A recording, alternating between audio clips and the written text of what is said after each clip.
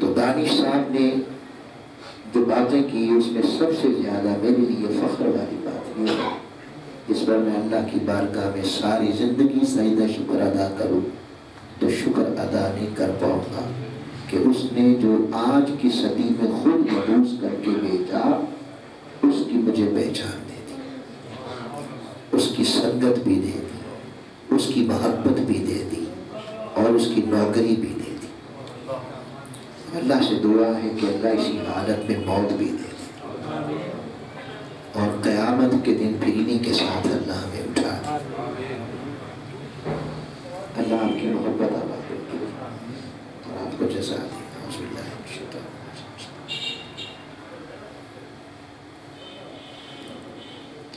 یہ ساری محبتیں کسی رشتے سے نہیں ہے، یہ سارے جو ہم آ کے بیٹھے ہیں سارے یہ ساری محبتیں دین کی محبت ہے، اللہ اور اس کے رسول کی وجہ کی محبت ہے۔ اور آقا نے فرمایا قیامت کا دن ہوگا، ایک طبقہ کو اللہ تعالیٰ اس عزت کے ساتھ اور اس اکرام کے ساتھ جنت میں داخل کرے گا کہ اہل محشر ان میں انبیاء کا طبقہ اور شہداء کا طبقہ ان کے اعزاز اور اکرام کو دیکھ کر رش کرے، وہ اللہ کی بارگاہ میں عرض کریں گے انبیاء کہ مولا ہم تو نبی تھے، ہمیں یہ عزت ملی، ہم شہید تھے، ہمیں یہ عزت ملی، نہ یہ نبی ہے نہ شہید ہے، اور آج انہیں اتنی عزت کا تاج کیوں پہنایا گیا؟ اللہ پاک کہے گا یہ وہ لوگ ہیں جنہیں کوئی خونی رشتہ نہیں تھا مگر صرف میرے لیے ایک دوسرے سے محبت کرتے ہیں، میرے لیے محبت کرتے ہیں۔ میں جو کہہ رہا ہوں اللہ ان کی محبت اللہ ان کو جزا دے، قائم رکھے۔ اس کی وجہ یہ نہیں ہے کہ میں تو بڑا سور رہا ہوں، میں تو بڑا ہزار سے بندہ ان کی جوتنے جیسا نہیں، اصل میں ان میں جو جذبہ محبت ہے وہ اللہ کے لیے ہے، وہ اللہ سلامت رکھے۔ آواز سمجھ گئے نا؟ اللہ اکبر۔ نحمدہ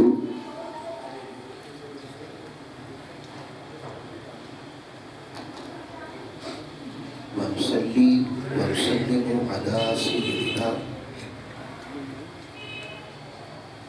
ونبینا ومولانا وملجانا ومقوانا محمد رسول النبی الکریم الامین المکین الرؤوف الرحیم۔ اما بعد فاعوذ باللہ من الشیطان الرجیم، بسم اللہ الرحمن الرحیم۔ سبح للہ ما فی السماوات والارض وهو العزیز الحکیم۔ صدق اللہ مولانا العظیم۔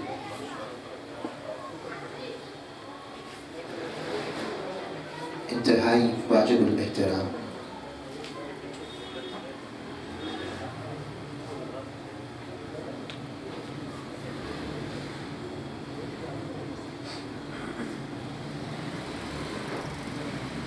معزز و محترم علماء کرام، سادات اعزام، مہمانان گرامی قدر، قائدین تحریک منہاج القرآن رفقاء و اراکین،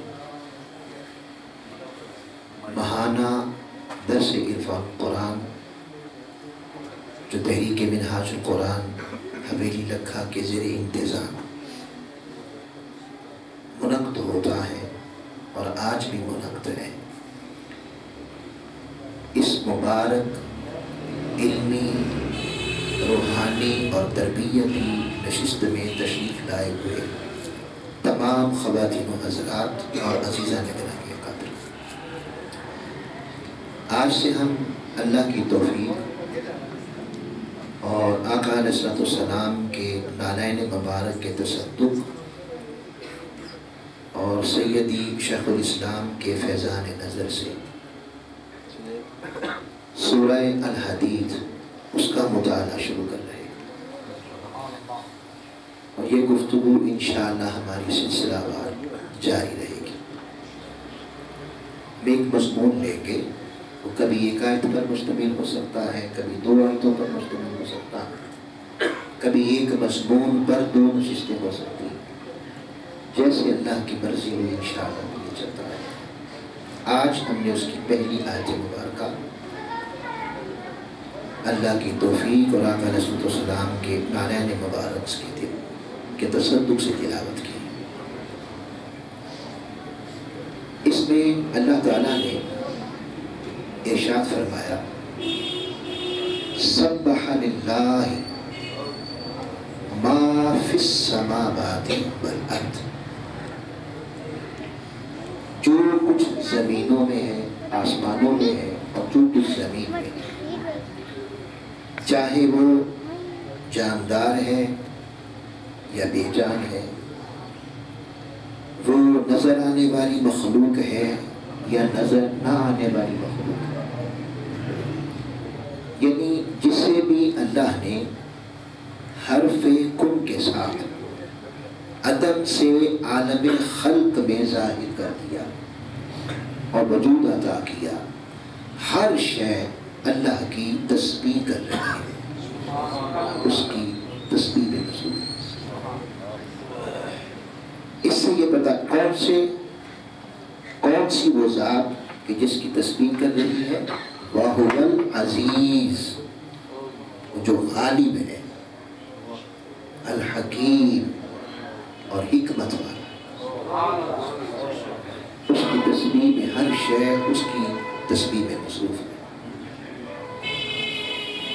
اب یہ تسبیح یاد رکھ لیں، انسان کے سوا ہر شے مسلمان ہے اور اللہ کی نافرمانی نہیں کرتا، یہ جرأت انسان میں ہے۔ وہ کہتا ہے سچ بول، کہتا ہے نہیں بولتا، فائدہ کیسے ملے گا؟ وہ کہتا ہے دھوکہ نہ دے، کہتا ہے دوں گا۔ یہ وجہ تھی کہ فرشتوں نے کہا تھا اتجعل فیہا، اسے بنائے گا؟ اس سے پہلے تو کوئی ایسی مخلوق تھی نہیں جو تیری بارگاہ میں جرأت رکھے تجھے انکار کرنے کی۔ یہ کسے پیدا کر رہا ہے؟ اور پھر اس کے بعد تاج خلافت بھی اسی کے سر پہ، یہ ان کے لیے حیرت کی بات ہے۔ اس لیے انہوں نے کہا نحن نسبح بحمدک، بھئی ہم ہیں ہر وقت تیری تسبیح کرتے ہیں، اور یہ انکار کرے گا اور خلافت بھی اسی کو، تو خلافت کا معنی سمجھتے ہیں۔ وہ جانتے تھے کہ نیابت ہے کیا، وہ جانتے تھے کہ حیات اللہ دیتا ہے، مگر جب اس کے سر پہ تاج خلافت آئے گا تو وہ کام جو اللہ کرتا ہے یہ بھی مردوں کو زندہ کر دے گا، یہ بھی چاند کے ٹکڑے کرے، یہ بھی روز سورج کو موڑے، یہ معنی جانتے تھے۔ تو میں اس کر رہا تھا کہ انسان کے علاوہ ہر شے مسلمان ہے اور جنوں کے علاوہ، یہی وجہ ہے کہ یہی دو جہنم میں بھی جائیں گے اور انہی سے حساب بھی ہوگا۔ جہنم میں بھی یہی جائیں گے کیونکہ یہ منکر ہے، انکار بھی کرتے ہیں، جنوں میں بھی انسان ہوتے ہیں۔ اب یہاں اس آیت مبارکہ میں اور اس طرح کی دیگر بہت ساری آیتوں سے یہ پتہ چلتا ہے کہ ہر شے کو اللہ نے اپنی شان کے لائق زبان دی ہے، چاہے وہ جاندار ہے یا بے جان ہے، اور ہر شے اپنی بساط کے مطابق اللہ کی تسبیح اور ذکر میں مصروف ہے، ہر چیز مصروف ہے۔ تسبیح جب ہم قرآن مجید پڑھتے ہیں، احادیث مبارکہ کا مطالعہ کرتے ہیں، تو ہم 4 بڑی صورت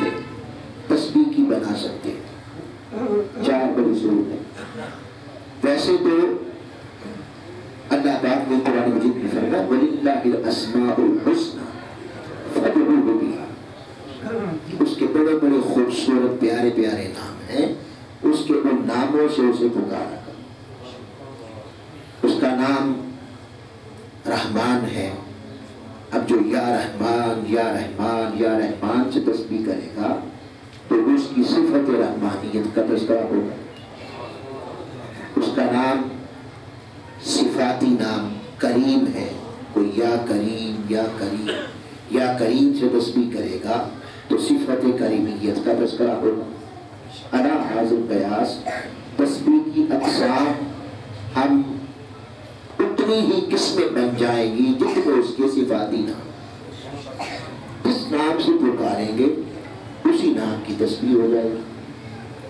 اب یہاں صوفیہ کہتے ہیں کہ یہ جو اللہ پاک کے وصفی نام ہیں، اس کے صفاتی نام ہیں،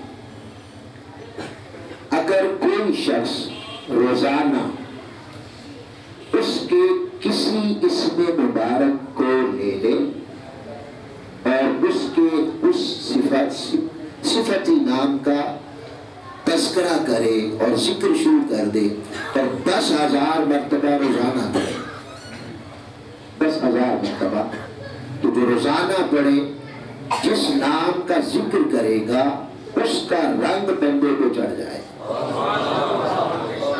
سدرۃ اللہ اللہ کا بھی رنگ ہے، وَمَنْ أَحْسَنُ مِنَ اللَّهِ صِفَةً، پھر اللہ سے بہترین رنگ کس کا ہے؟ تو جو 10,000 مرتبہ، اب اس کا رنگ کیا ہے؟ تو اس کا رنگ ہے کہ وہ سب کچھ دیکھ کے چھپا دیتا۔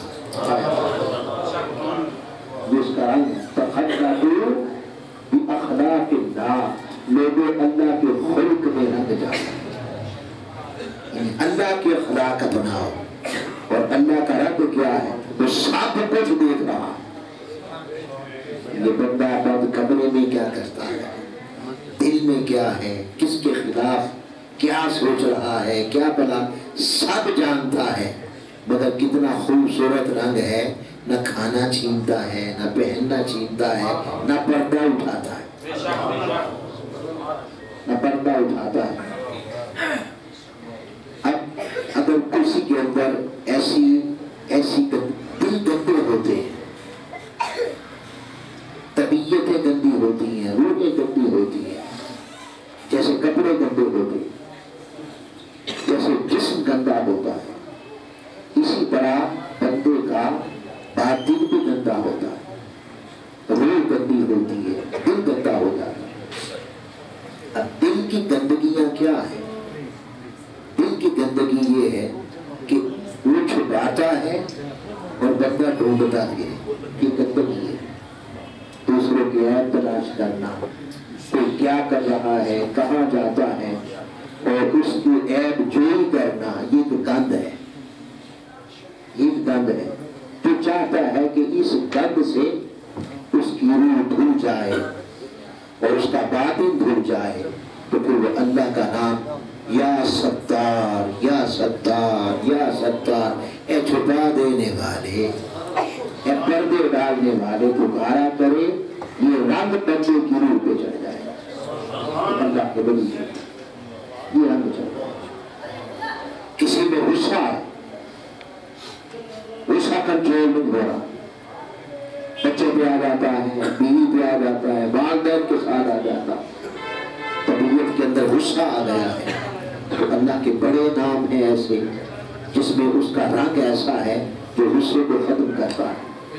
اس میں آ جائیں، کرم کرتا ہے تو کریم ہے، رحم کرتا ہے تو رحیم ہے،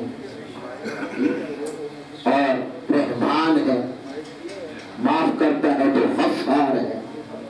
تو ان ناموں میں سے کوئی نام لے کے جپا کرے، تو یا رحمان یا اللہ یا رحمان یا رحیم یا کریم، یہ اللہ صوفیہ کا یہ ورد ملتا ہے، یا اللہ یا رحمان یا رحیم یا کریم، یہ سارے رنگ چڑھ جائیں گے اس کو۔ یہ پکارا تھا، کرم بھی آ گیا، رحم بھی آ گیا، شفقتیں بھی آ گئی، محبتیں بھی آ گئی۔ کسی میں گندگی ہے، نگاہ گندی ہو گئی،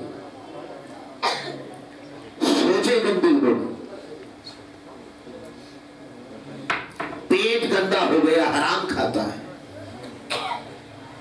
خیالات گندے ہو گئے، دھوکے دیتا، جھوٹ بولتا ہے، زبان گندی ہو گئی، گالی گلوچ کرتا ہے، زبان گندی ہو گئی، غیبت کرتا ہے، زبان گندی ہو گئی، یہ سب گندگیاں۔ من گندا ہو گیا، اناد رکھتا ہے، تعصب رکھتا ہے، بغض رکھتا ہے، حسد رکھتا ہے، یہ ساری گندگیاں ہیں۔ اب تو چاہے کہ ان گندگیوں سے اسے نجات مل جائے تو اس کا نام ہے سبحان۔ سبحان اللہ، سبحان اللہ، سبحان اللہ۔ رنگ چڑھے گا، اللہ پاک روح پاک،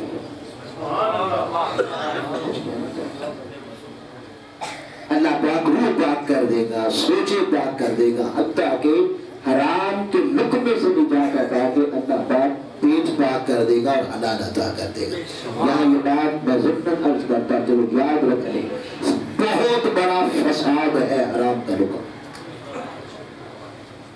تباہی مچاتا ہے، یہ بہت بڑا فساد ہے۔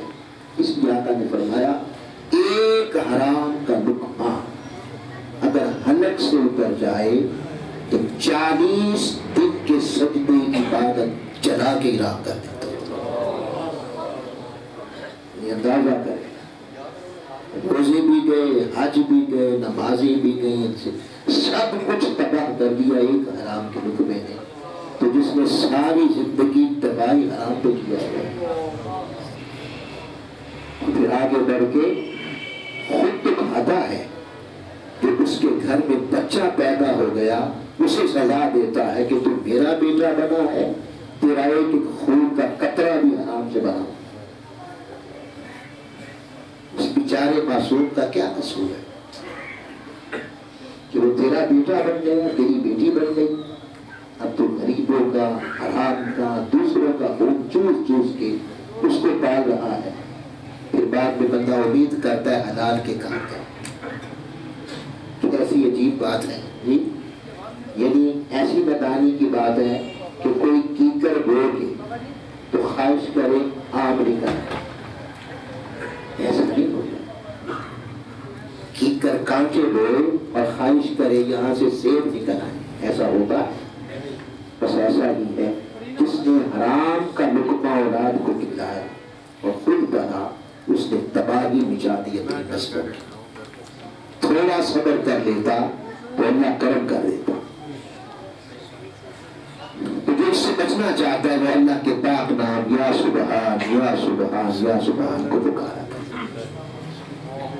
تو میں اس کر رہا تھا کہ یوں تو آپ اللہ کے جس نام کی بھی تسبیح کریں گے اس کے اسی وقت کی تسبیح ہو جائے گی، لیکن احادیث مبارکہ کی روشنی میں ہم اللہ کی تسبیح 4 بڑی صورتیں اس کی کر سکتے ہیں، 4 بڑی اقسام کہہ لیں تو 4 بڑی صورتیں کہہ لیں۔ پہلی صورت ہے اللہ کی تقدیس بیان کرنا، جیسے آپ ہر نماز کے بعد پڑھتے ہیں سبحان اللہ سبحان اللہ سبحان اللہ، اس کا معنی ہے اللہ پاک، اللہ پاک۔ ان الفاظ سے تسبیح کی جائے تو اسے کہتے ہیں اللہ کی پاکی یعنی تقدیس بیان کرنا۔ دوسری صورت ہے اللہ کی تحمید بیان کرنا، جیسے آپ کہتے ہیں الحمدللہ الحمدللہ الحمدللہ، اللہ کی حمد بیان کرنا، اس کا معنی ہے سب تعریفیں اللہ کے لیے۔ جو ان الفاظ سے تسبیح کرے تو اسے کہتے ہیں اللہ کی تحمید بیان کرنا۔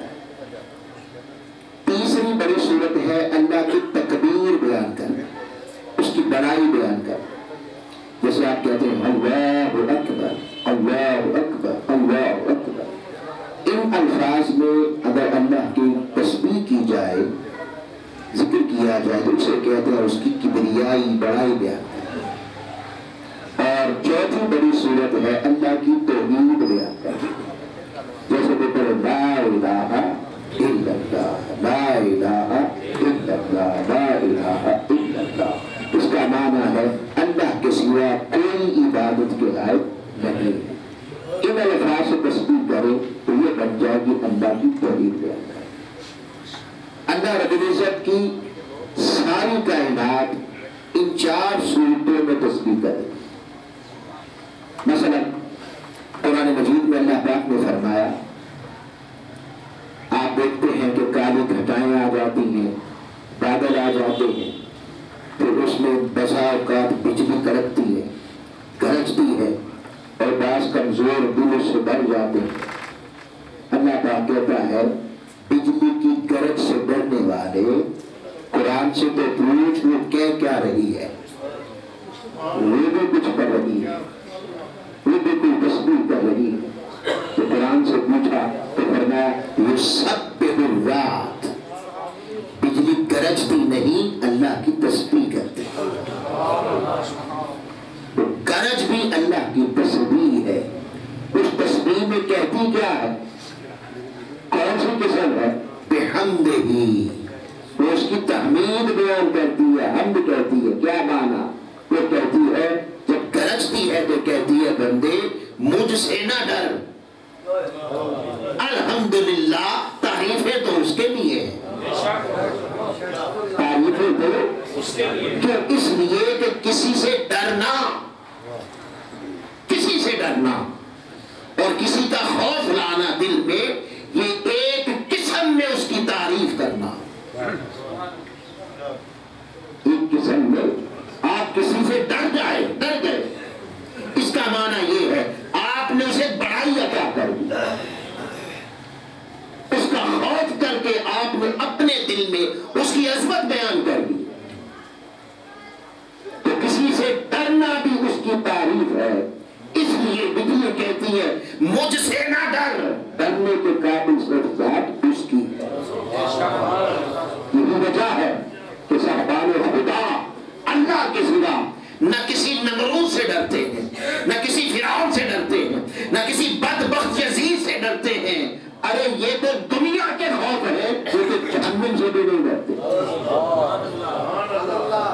جہنم سے بھی نہیں ڈرتے۔ کیوں؟ اس لیے کہ جہنم بھی اللہ نہیں، اللہ کا غیر ہے، اور اللہ کے غیر سے ڈرنا اللہ والوں کے ہاں شرک ہے۔ آپ سمجھئے نا؟ تو کیا کہتی ہے الحمدللہ، مجھ سے ڈرتا، میں بھی کوئی ایسی شے ہوں کہ مجھ سے ڈر آ جائے؟ نہیں، اے بندے اس سے ڈر جو حق ہے کہ اس سے ڈرا جائے۔ تو یہ بھی الحمدللہ کہتی ہے۔ آقا علیہ السلام نے فرمایا یہ ہوائیں آتا گیا میرا سمجھ جاتا، آپ آ گیا علماء یہ سب ہے تو کیا کریں؟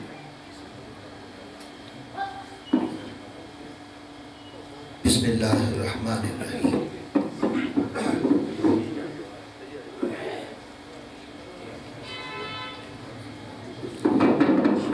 بسم اللہ الرحمن الرحیم۔ تو میں عرض کر رہا تھا کہ ہر شے اللہ کی تعریف کرتی ہے، اللہ کی تسبیح کر رہی ہے۔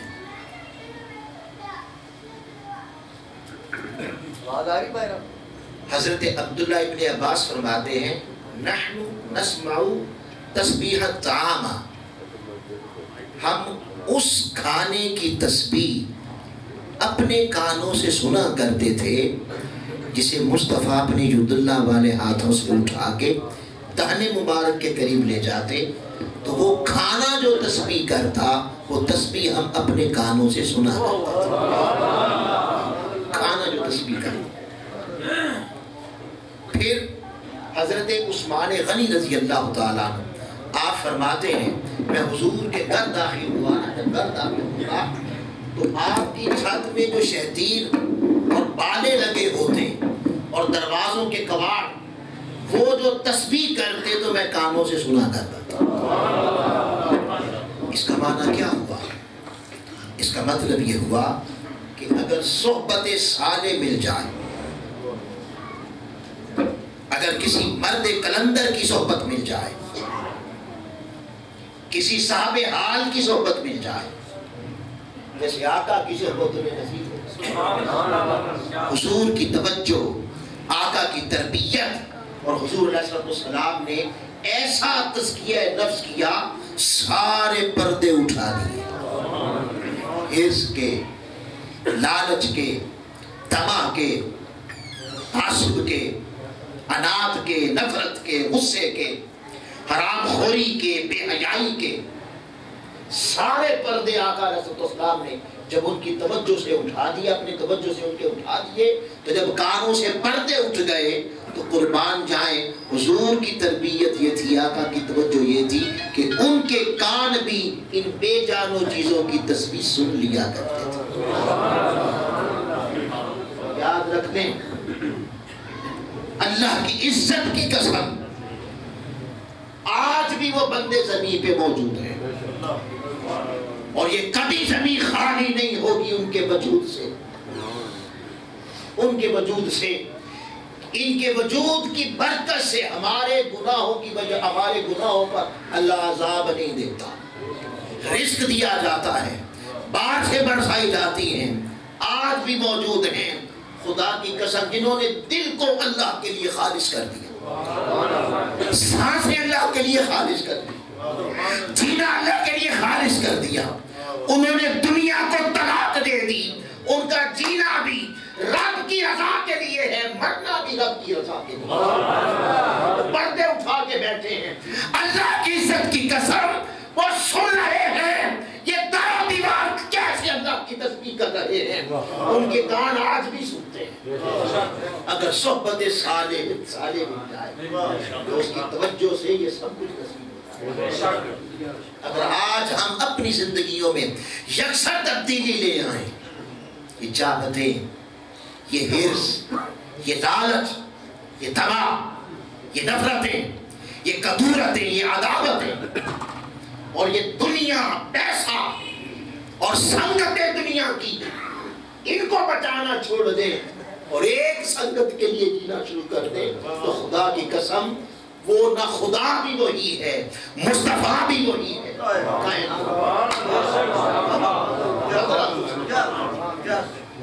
بدلا کچھ نہیں، ہم بدل گئے،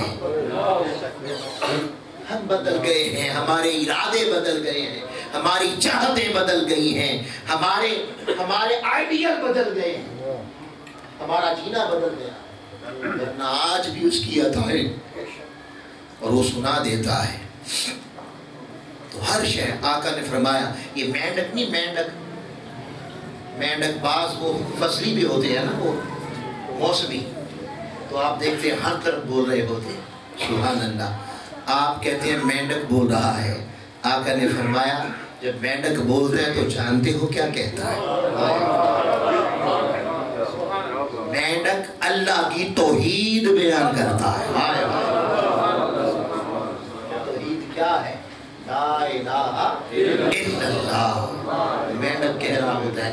گویا آپ دیکھیں گے جو ہی موسم وہ خزاں ہے کا کون سا ہے، جب آتا ہے تو جگہ جگہ محفل ذکر شروع ہو جاتا ہے۔ برسات کے موسم میں آپ دیکھیں جگہ جگہ اللہ کے ذکر کی محفلیں ہوں گی، ذکر کی محفلیں ہوں گی، اور ہر کوئی اپنے اپنے بساط پر وہ لگے ہوئے، اللہ کے ذکر سے ساری کائنات گونجی ہوئی ہے، اور اہل اللہ اسے سنتے بھی ہیں، اسے سنتے بھی ہیں۔ تو قرآن مجید اور اسی طرح مچھلیاں پانی میں اللہ کی تسبیح بیان کرتی ہیں، ہواؤں کی سرسراہٹ میں اللہ کی تسبیح ہے، ہر شے میں اللہ کی تسبیح ہے، اور اللہ کی تسبیح میں مصروف ہے۔ اب یہ جو قرآن مجید نے کہا کہ سبح للہ ما فی السماوات والارض، کہ جو کچھ زمین و آسمان میں ہے سب اللہ کی تسبیح کر رہا ہے، اس کا امام رازی صاحب تفسیر کبیر وہ کہتے ہیں کہ ایک معنی تو اس کا یہی ہے کہ اللہ نے ہر شے کو وجود عطا کیا ہے، زبان عطا کی ہے، اور وہ اپنی استطاعت اور اپنے انداز اور اپنی زبان میں ایکچول پریکٹیکلی بول کر زبان سے اللہ کی تسبیح میں مصروف ہے، اور اللہ اپنی شان کے لائق ہر ایک کی تسبیح کو سن رہا ہے۔ ایک معنی یہ ہے، ایک معنی وہ کہتے ہیں اس کا اور بھی ہے۔ وہ معنی کیا ہے؟ وہ کہتے ہیں کہ یہ جو کہا نا قرآن مجید نے کہ ہر شے اللہ کی تسبیح کر رہی ہے، تو اس کا ایک معنی یہ ہے کہ اللہ نے یہ ساری کائنات کسی مقصد کے لیے بنائی، اور ہر شے کو کسی مقصد کے لیے پیدا کیا۔ ربنا ما خلقت ھذا باطلا، مولا تو نے کوئی شے باطل نہیں پیدا کی، ہر شے میں کوئی نہ کوئی مقصد ہے۔ اب امام راضی کہتے ہیں کہ تسبیح کا معنی یہ ہے کہ جس شے کو جس مقصد کے لیے اللہ نے بنایا، اللہ کی جو چاہت تھی کہ یہ میں اس لیے بناؤں، تو جس مقصد کے لیے بنایا اس شے کا اپنے مقصد پر رہنا اور مقصد سے نہ ہٹنا، یہی اللہ کی تسبیح ہے۔ مثلا اللہ نے پانی کو کہا ہو جا، پانی ہو گیا۔ پانی نے پوچھا مولا تو نے مجھے کیوں بنایا؟ میرے تخلیق کرنے کا تیرا مقصد کیا ہے؟ کیوں بنایا؟ اللہ پاک نے فرمایا ہاں اے پانی میں نے تجھے اس لیے بنایا ہے تاکہ تو میری مخلوق کی پیاس بجھا اور انہیں طہارت دیا کر۔ وہ کہتے ہیں کہ پانی جب پیاس بجھا رہا ہوتا ہے اور طہارت دے رہا ہوتا ہے، چونکہ اپنے مقصد کو نہیں بھلایا جو اس کا تھا، لہذا وہ تسبیح ہی ہے، وہی تسبیح ہے۔ سورج کو بنایا، اس نے پوچھا مجھے کیوں بنایا؟ اللہ پاک نے فرمایا تو میری کائنات کو روشنی اور تپش دیا کر۔ تو یہ روشنی اور تپش ہی سورج کی تسبیح ہوتی۔ درخت کو بنایا، اس نے پوچھا مولا مجھے کیوں بنایا؟ فرمایا ہاں تجھے اس لیے بنایا تاکہ تو میری مخلوق کو پھل چھاؤں دیا۔ اس کا پھل دینا ہی تسبیح ہے، چھاؤں دینا ہی تسبیح ہے۔ علی ھذا القیاس، جو شے جس مقصد کے لیے بنی اس کا مقصد پر رہنا اور اللہ کے مقصد کو نہ بلانا، اپنی تخلیق کے مقصد کو نہ بلانا جس خاطر اللہ نے بنایا۔ اب وہ زبان سے اللہ کہے یا نہ کہے، اس کا مقصد پر رہنا ہی تسبیح ہوتا۔ اب مثال کے لیے سمجھاتا ہوں، اب سورج کو کس لیے بنایا؟ ستاروں نے پوچھا کیوں بنایا؟ میں تم میرے بندوں کو راستہ بتایا کرو، سمتیں بتایا کرو۔ اب قیامت کا دن ہو اور سورج صبح و شام اللہ ہو اللہ ہو، ہفتہ وار محفل، صبح تسبیح شام بھی تسبیح، اور ایک لمحہ ایسا نہ گزرے جس میں اللہ ہو نہ کرے، مگر مقصد ہی بھول گیا۔ بھئی بنا کیوں تھا؟ بنا تو تھا کہ تو تپش دے، مقصد خدا یہ تھا تجھے بنانے کا۔ تو قیامت کے دن حاضر ہو تو کہ مولا یہ دیکھ صبح و شام تیری تسبیح میں لگا ہوا تھا۔ اللہ پوچھے گا اچھا پہلے یہ بتا تجھے بنایا کیوں تھا، وہ کیا؟